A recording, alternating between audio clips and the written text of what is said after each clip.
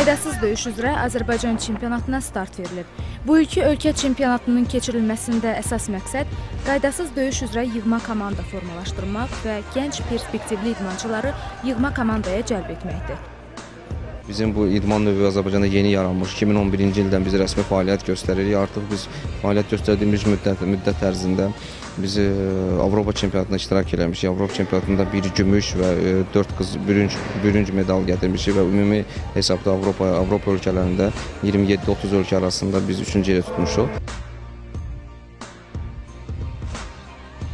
Bu ilki yarışma Azərbaycan Ümumilli Liqasının təqvim planına əsasən qaydasız döyüş üzrə Azərbaycanda keçirilən ikinci çempionatdır. Çempionata 6 çəki dərəcəsində Azərbaycanın müxtəlif regionlarından 100-ə qədər idmançı qatılıb. Qalib İdman klubunun idmançısıyam. Qalib İdman klubundan qatmışam Bakı şəhərinin. 70 kiloqramda vuruşdum bu yarışı. 77-də vurmuşam, amma indi bu yarış üçün 70-ə salmışdım çəkimi.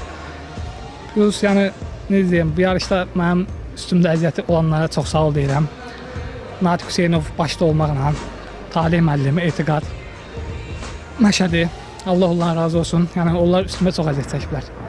Gəldim, çempion oldum. İnşallah Allahın köməyi ilə yaxşı yerlərdə, daha güclü yarışlarda nailiyyət vermək istəyirəm. Qalib klubundan gəlmişəm. 66 çəkidə birinci yer tutmuşam. Döyüşlərin hamısı çox çətin keçdi. Rəqiblər də ki, maşallah güclü idi. Amma yenə də ən güclüsü elə mən oldum. İnşallah dünya çempionatına gedib Azərbaycanı təmsil edərik.